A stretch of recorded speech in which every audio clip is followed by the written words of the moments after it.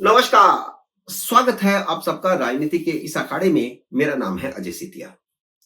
मित्रों, जिस दिन अरविंद केजरीवाल ने शीश महल खाली करने की वीडियो शूटिंग करवाई थी, मैंने उसी दिन के अपनी वीडियो में कहा था कि यह घर खाली ही रहेगा, इसमें आतिशी मालिना नहीं आएगी, क्योंकि घर खाली हुआ ही नहीं है।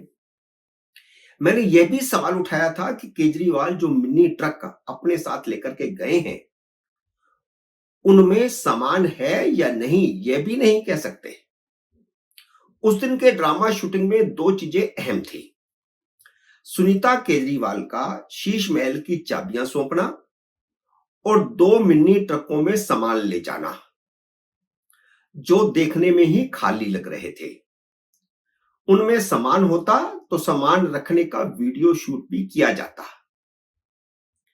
और दूसरी महत्वपूर्ण बात यह है कि वह चीफ मिनिस्टर का आवास अरविंद केजरीवाल मुख्यमंत्री के नाम पर अलर्ट था। सुनीता केजरीवाल कैसे चाबियां सौंप सकती हैं? वे चाबियां केजरीवाल को ही सौंपनी थी। खैर, अब तो वो दोनों ही बातें गलत साबित हो गई हैं। ना तो चीफ मिनिस्टर आवास खाली हुआ है, न चाबियां सौंपी गई हैं। 4 अक्टूबर को केजरीवाल ने शीश महल खाली करने का वीडियो शूट किया था। उसी दिन मुख्यमंत्री के दफ्तर से, यानी आतिशी मालिना के दफ्तर से पीडब्ल्यूडी को लिखा गया कि वह उस घर को नई मुख्यमंत्री को अलॉट कर दे। केजरीवाल और आतिशी मालिना घर को कागजों में ही अलॉट करवाना चाहते थे। यह उनकी रणनीति थी। केजरीवाल को लोक दिखावे के लिए ड्रामा करना था कि उन्हें शीश महल का मोह नहीं है, वे मुख्यमंत्री नहीं रहे तो घर खाली कर रहे हैं। ड्रामा करने के बाद अगले दिन 5 अक्टूबर को अरविंद केजरीवाल ने पीडब्ल्यूडी को चिट्ठी लिख करके कहा कि उन्होंने मुख्यमंत्री निवास के कैंप ऑफिस में तैनात सेक्शन ऑफिसर विजय कुमार को अधिकृत किया है कि वह मुख्यमंत्री आवास पीडब्ल्यूडी को सौंप दे। यानी केजरीवाल की पत्नी ने चाबियां सेक्शन ऑफिसर विजय कुमार को देने का वीडियो शूट करवाया था। सोमवार को जब पीडब्ल्यूडी के अधिकारी मुख्यमंत्री आवास पहुंचे तो सेक्शन ऑफिसर विजय कुमार ने उन्हें बताया कि उससे तो तुरंत चाबियां वापस ले ली गई थी। नए मुख्यमंत्री आतिशी मालिना को सारा झूठ मालूम था। उन्होंने भी 5 अक्टूबर को शीश महल का दौरा किया, जबकि उन्हें पता था कि केजरीवाल ने सिर्फ शूटिंग की है, मुख्यमंत्री आवास खाली नहीं किया गया है। केजरीवाल और आतिशी मालिना को लगता था कि कागजों में घर आतिशी के नाम अलॉट हो जाएगा और बात आई गई हो जाएगी। आतिशी मालिना वहां शिफ्ट करती है या नहीं करती है, ये उस पर निर्भर है। जैसे मनीष सिसोदिया ने इस्तीफा दिया था तो मथुरा रोड वाला घर बिना खाली हुए ही कागजों में आतिशी मालिना को अलॉट कर दिया गया था। सच यह है कि अब आतिशी मालिना अपने घर से सिसोदिया वाले घर में शिफ्ट होने की तैयारी कर रही हैं। इसलिए सिसोदिया ने आम आदमी पार्टी के ही सांसद और क्रिकेटर भजन सिंह के घर में शिफ्ट हो गए हैं। आतिशी मालिना के लिए मनीष सिसोदिया ने मथुरा रोड वाला घर खाली कर दिया था। इसी मथुरा रोड वाले घर में शीला दीक्षित मुख्यमंत्री के नाते 15 साल रही थी, लेकिन अरविंद केजरीवाल को यह घर बहुत छोटा लगा और उन्होंने खुद उसे लेने की बजाय मनीष सिसोदिया को अलॉट करवा दिया। कागजों में हेराफेरी करने वाले अरविंद केजरीवाल, मनीष सिसोदिया और आतिशी मालिना उस समय पूरी तरह नंगे हो गए जब पीडब्ल्यूडी के अधिकारियों ने शीश महल में विजिट किया तो उन्हें बताया गया कि चाबियां तो केजरीवाल अपने साथ ही ले गए हैं।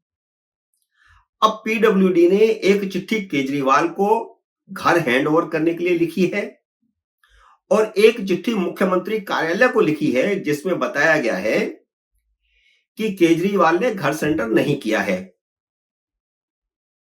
चिट्ठी में यह भी लिखा गया है कि मुख्यमंत्री आवास के निर्माण की विजिलेंस जांच चल रही है, इसलिए विभाग पहले मुख्यमंत्री आवास को अपने नियंत्रण में लेगा और उस घर में जो कुछ लगाया गया था उसका निरीक्षण करेगा, उसकी जांच होगी। उसके बाद ही नई अलॉटमेंट के बारे में सोचा जाएगा। पीडब्ल्यूडी के एई ने मुख्यमंत्री ऑफिस को लिखा है कि बिना विलंब मुख्यमंत्री आवास की चाबियां पीडब्ल्यूडी के अधिकारी करण सिंह यादव को सौंपी जाए।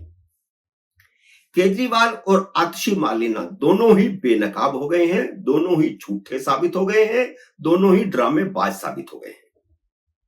भाजपा और कांग्रेस ने आरोप लगाया है कि केजरीवाल ने घर खाली ही नहीं किया। अब केजरीवाल को घर खाली भी करना पड़ेगा और चाबियां भी सौंपनी पड़ेंगी। उसके बाद पीडब्ल्यूडी आतिशी मार्लेना को वह शीशमहल अलाट भी नहीं करेगी, क्योंकि उनके नाम वह घर अलाट है जो वास्तव में 1998 से 1913 तक मुख्यमंत्री आवास था, यानी मथुरा रोड वाला, जिसमें अब तक मनीष सिसोदिया रह रहे थे। वह आतिशी को तब अलाट कर दिया गया था जब वह मंत्री बनी थी। हालांकि उसमें सिसोदिया रह रहे थे, सिसोदिया वहां से चले गए। 4 तारीख को केजरीवाल ने घर खाली किया और 4 तारीख को ही सिसोदिया ने घर खाली किया।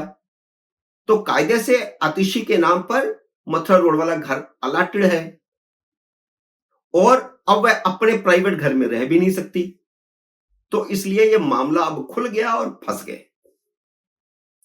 शीश महल को जांच पूरी होने तक सील कर दिया जाएगा।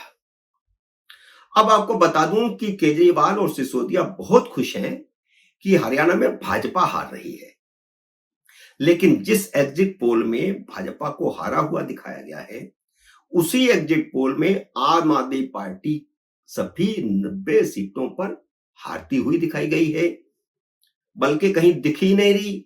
जमानत ही जब्त लगभग सारी सीटों पर होने वाली है।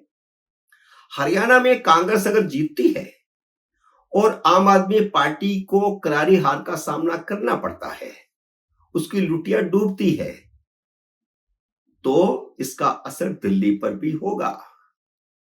इस समय दिल्ली में अरविंद केजरीवाल के खिलाफ भारी एंटी इनकम्बेंसी है। यह आम आदमी पार्टी को समझ ही नहीं आ रहा। अभी तक केजरीवाल ने 2 अदालतें लगाई हैं, लेकिन दोनों ही अदालतों में सिर्फ कार्यकर्ता ही आए हैं, आम जनता नहीं आई। किसी ने सवाल नहीं पूछा, खुद ही सवाल पूछ रहे हैं, खुद ही जवाब दे रहे हैं, खुद ही जज हैं, खुद ही वकील हैं। तो एंटी इनकम्बेंसी उनकी दोनों अदालतों में भी दिख गई, क्योंकि जनता उनको भाव ही नहीं दे रही। राहुल गांधी और प्रियंका ने केजरीवाल को दिल्ली से बेदखल करने का पूरा प्लान बना लिया है।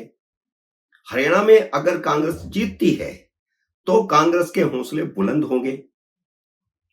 23 अक्टूबर को दोनों दिल्ली की पदयात्रा पर निकल रहे हैं, राहुल भी और प्रियंका भी।